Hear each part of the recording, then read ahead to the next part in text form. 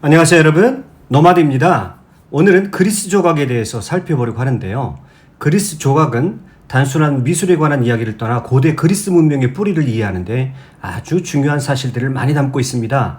끝까지 영상 시청하시면 새로운 관점들을 많이 얻으시리라 생각되어집니다. 지금 이 장면은 고대 그리스의 아테네에서 있었던 법정 실화를 바탕으로 장 레온 제롬이 1861년에 그린 그림입니다. 한 여인이 실오라기 하나 걸치지 않은 몸으로 배심원들 앞에 서 있습니다. 그런데 배심원들이 몹시 놀란 표정을 짓고 당황스러워하는 것을 보니 전혀 예측할 수 없는 상황이 벌어졌던 것 같습니다. 무슨 일이 일어난 것일까요?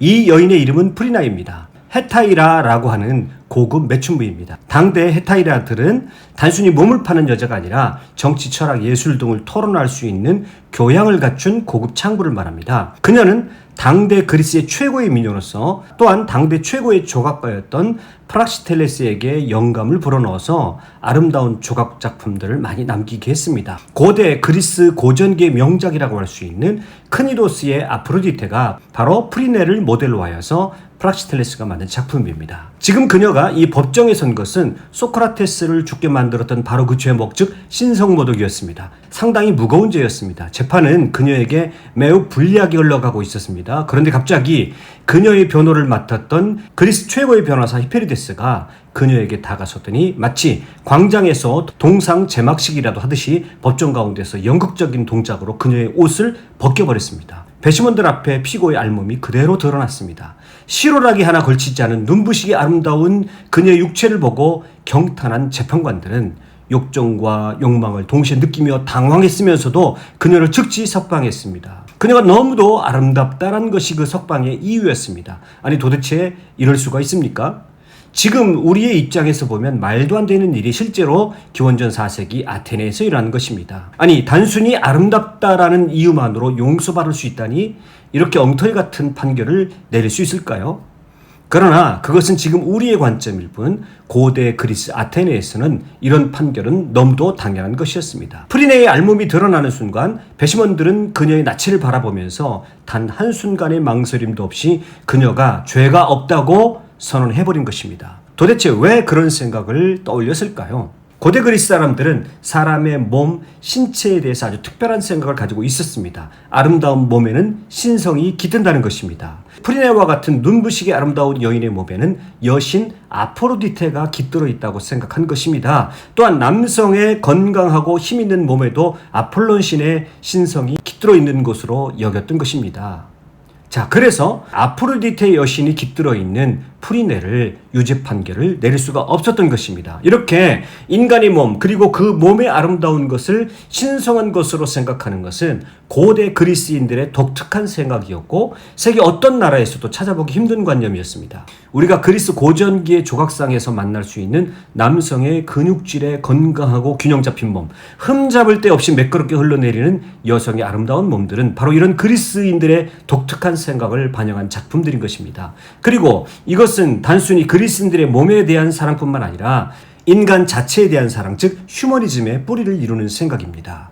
우리가 그리스 문명의 가장 큰 특징이 휴머니즘이라고 하는데 이 휴머니즘은 그 뿌리에 이 인간의 몸에 대한 사랑에서 비롯된 것이다 이렇게 말할 수가 있는 것입니다. 본격적이고 실질적인 그리스 문명의 시작이라고 할 수 있는 기원전 8세기를 지나면서 기원전 6세기를 전후해서부터 그리스 지역 전역에서 쿠로스와 코레라고 하는 조각상들이 만들어지기 시작합니다. 미술사 관점에서 보면 거의 조각상의 시대라고 불리는 만큼 광범위하게 제작됩니다. 처음에는 조잡하게 만들어지던 조각상들이 점차 정교해지더니 남자와 여자의 몸을 형상화시키는 기술이 점점 발전하게 됩니다. 조각가들의 인간의 몸에 대한 탐구가 지속적으로 이루어지고 있음을 알 수 있습니다. 그렇게 200여 년을 지속적으로 발전을 거듭해 가던 조각에 대한 연구는 아르카이 시대를 지나 기원전 5세기 고전기에 가면 정말 아름다운 몸의 비율을 이루며 인간의 몸이 이 이상 더 아름다울 수 있을까 싶을 정도로 아름다움의 극치를 이루게 됩니다. 자, 그렇다면 이 시기에 인간에 관한 탐구, 특별히 인간의 몸에 대한 탐구가 그토록 집요하게 이루어지고 발전했던 이유는 무엇일까요? 기원전 2000년경부터 북쪽에서 내려온 유목민 출신의 인도 유럽어족들과 남방 크레타를 중심으로 하는 해양 문명이 어우러져서 그리스 문명이 발달해 왔었습니다. 이 시기를 에게 문명 시기라고 합니다. 그러다가 우리가 많이 들어서 알고 있는 트로이 전쟁 직후인 기원전 1200년경부터 중앙아시아에 살고 있었던 또 다른 인도 유럽어족을 사용하는 유목민들이 그리스 땅으로 밀려 내려오기 시작합니다. 이들을 도리아인이라고 하는데요. 이들은 기존에 자리 잡고 있었던 에게 문명 사람들에 비해서 형편없는 문화 수준을 가지고 있었습니다. 유목민이었으니 당연한 것이겠지요. 다만 그들이 기존의 에게인들보다 뛰어난 것이 하나 있었다면 그들은 철기를 들고 왔었다는 것입니다. 그들의 손에 들려 있었던 철제 무기들은 청동기를 가지고 있었던 기존의 문명을 완전히 그리고 철저하게 파괴시켜 버립니다. 통상은 조금 더 발달한 문명인들이 그렇지 못한 종족들을 물리치고 지배하기 마련인데 고대 그리스에서는 그 반대 상황이 벌어진 것입니다. 아직 야만인이라고 불리울 만한 도리아인들이 기존에 꽤나 발달했던 토착 문명을 완전히 파괴시켜버린 것입니다. 그 결과 그리스 땅에는 거의 문명이라는 것을 찾아볼 수 없을 정도로 처절하게 파괴되었습니다. 졸지에 문자가 사라지고 훗날 고고학자들이 이 시기에 문물을 찾으려고 해도 별로 내세울 만한 것이 없는 황폐한 시기가 무려 400년 동안이나 지속되었습니다. 그래서 이 시기를 암흑시대라고 부르는 것이죠. 그런데 이 400년의 암흑시기를 뚫고 기원전 8세기부터 서서히 그리스 땅에 문명의 새벽이 밝아왔습니다. 그리스 땅에 도드라지는 것은 산과 바다 두 가지입니다. 그리스 지형을 보면 대부분의 땅은 높은 산지로 이루어졌다는 것을 알 수 있습니다. 그 높은 산지들 사이에 움푹움푹 들어가 있는 분지들에는 사람들이 가득 차기 시작했습니다. 그것을 폴리스라고 부르는 것이죠. 그 도시들의 사람들이 점차 차가기 시작하자 문제가 생기기 시작했습니다. 사실은 그 땅의 대부분은 산과 돌들로 이루어져서 그들이 확보한 경작지로는 그 사람들을 다 먹여 살리기가 턱없이 부족했습니다. 그리고 그 각 도시들이 그 척박한 땅에서 살다 보니까 각 도시들의 분쟁과 싸움이 끊이질 않았습니다. 30년 이상 된 전쟁은 있을지언정 30년 이상 지속된 평화는 없었다라는 말이 있을 정도로 각 도시들 간의 전쟁은 끝도 없이 이어지고 있었습니다. 인간의 몸에 대한 관심은 이런 치열한 전쟁의 일상인 삶이 배경이 되는 것입니다. 건강한 몸을 가지고 있다는 것은 전쟁이 일상인 세상에서 살아남을 수 있는 가능성을 높이는 길이었을 것입니다.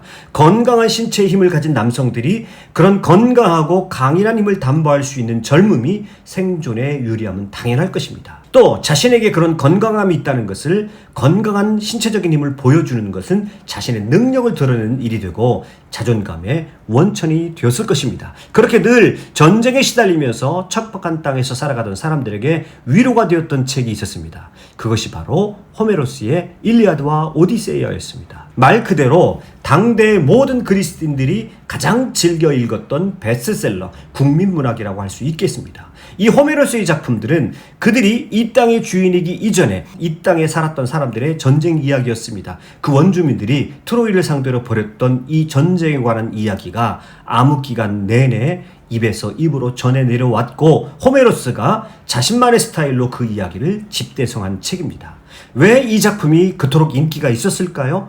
이 작품은 바로 전쟁 문학이었습니다. 이 전쟁은 단순히 누군가로부터 나를 지키기 위한 전쟁이라기보다는 남의 것을 약탈하려는 성격이 강한 전쟁이었습니다. 당시 트로이는 흑해로 들어가는 무역로의 길목을 차지하고 있었기 때문에 그리스인들이 그곳을 약탈했던 그 전쟁의 기록이 바로 일리아드였던 것입니다. 사실 일리아드의 이야기를 가만히 살펴보면 그 약탈 전쟁에서 전리품의 분배를 둘러싸고 최고 사령관이었던 아가멤논과 아킬레우스의 갈등을 시작으로 이야기가 진행되어집니다. 사실은 그리스 문명의 곳곳을 들여다보면 이렇게 야만적인 전쟁의 흔적이 짙게 깔려져 있는 것입니다. 그런데 그리스 문명의 특별함은 그리고 또 위대함은 이런 야만적인 상태에서 시작해서 고도의 문명을 이뤄냈다는 것입니다. 그리스인들은 그 전쟁의 상태를 문학으로 승화해서 인간성을 탐구했다는 점에서 아주 특별하다고 할 수 있습니다. 호메로스는 그 전쟁의 상황에서 그 수많은 영웅들이 각자의 방식으로 그 전쟁에 임하는 모습을 아주 생생하게 보여주고 있습니다. 그 작품을 읽은 1차 독자, 즉 기원전 8세기 이후 아르카이 시대를 살았던 그리스 사람들은 이 호메로스가 보여준 인물들에 관한 이야기를 읽고 들으면서 역시 전쟁에 시달리는 자신들의 삶을 반추해 보았던 것입니다. 그들은 그 전쟁의 상황 속에서 각각의 인간들이 어떻게 반응하며 또 어떻게 반응하는 것이 옳은가를 생각했을 것입니다. 이것이 바로 문학이고 예술인 것입니다. 그것이 무엇이 되었건 자신의 세계와 삶에 대한 반성, 성찰을 하게 해주는 것이 문학이요 예술인 것이지요. 또 그렇게 예술을 할 수 있다라고 하는 것은 지금 현 상태를 뛰어넘는 새로운 차원의 삶으로 도약할 준비가 되어 있다는 것을 의미하기도 합니다. 그리스 문명은 척박한 환경에서 시작을 했습니다. 그들이 가지고 있었던 것은 그 척박한 삶을 예술로 승화하고 성찰적 사고를 할 수 있었다는 것입니다. 그리스인들의 위대한 창조물 중에 하나는 스포츠입니다. 그들은 전쟁을 스포츠로 승화시켰습니다. 피를 흘리고 죽음의 공포가 엄습하는 그 환경을 그들은 추상화시키고 그것을 게임화시켰습니다. 그것이 바로 고대 올림픽입니다. 이게 바로 창의적인 문화의 역량인 것입니다. 고대 올림픽은 야만적인 고대 그리스 전쟁의 상황이 만들어낸 창조적인 전환이었습니다. 그리스인들에게 누군가 올림픽 경기에서 우승한다는 것은 최고의 영예였습니다. 그 개인의 영광일 뿐만 아니라 그가 속한 도시의 영광이기도 했습니다. 이런 스포츠 축제에서 당연히 중요한 것은 건강한, 남보다 뛰어나게 앞서는 신체적인 능력이었을 것입니다. 잘 뛰고 멀리 던지고 남을 피해서 먼저 가격할 수 있는 민첩한 능력, 이런 것들이 중요했습니다. 다른 어떤 것보다도 몸의 능력을 극대화시켜야 합니다. 그래서 그들은 잘 가꾸어진 훈련된 근육질의 몸은 그들에게 자부심이자 자랑이 되었습니다. 이런 경향을 그대로 예술에 반영한 것이 바로 고대 그리스 조각이었고, 고대 그리스 조각가들이 그렇게 인간의 몸에 대한 탐구에 집중했던 이유였던 것입니다. 아름답고 멋진 몸을 가진 사람들에게 그들의 자랑스러운 몸을 가리는 옷은 거추장스러운 것일 뿐이었습니다. 그래서 그리스 청년들은 체육관에서 거의 옷을 벗은 차림으로 운동을 합니다. 4년마다 열리는 올림픽 경기에서도 남자들은 완전히 벗은 몸으로 경기에 참여합니다. 그렇게 가까이에서 젊은 선수들의 나신을 볼 수 있었기 때문에 고대 그리스 조각가들은 인간의 몸이 가지고 있는 아름다움을 찾아내는 자연스러운 기회를 가졌을 겁니다. 고대 그리스인들의 상상력이 만들어낸 또 하나의 창조물이 있습니다. 그것도 그 이전의 다른 문명권에서는 찾아볼 수 없는 방식으로 그것을 만들어냈습니다. 그것은 바로 인간의 몸을 가지고 있는 그리스 신들입니다.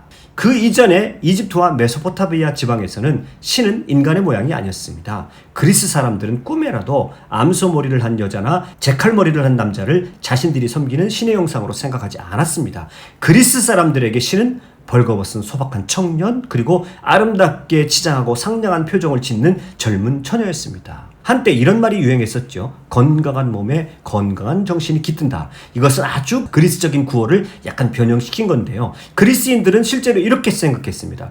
건강하고 아름다운 몸에 신성이 깃든다. 인간의 몸을 완벽하게 재현해내는 것은 신에 대한 존경의 표현이 될 수도 있고, 완벽한 그 모습은 신의 재현이 될 수도 있는 것입니다.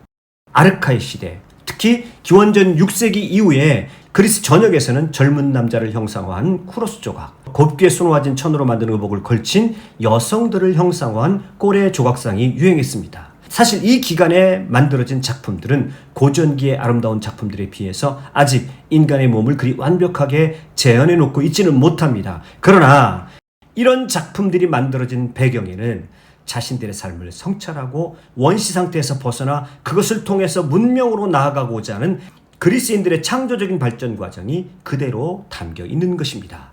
그렇게 보면 그리스 문명은 치열한 전쟁에 대한 성찰과 인간의 몸에 대한 예찬으로부터 만들어진 것이다. 이렇게 결론 내릴 수 있겠습니다. 노마드였습니다.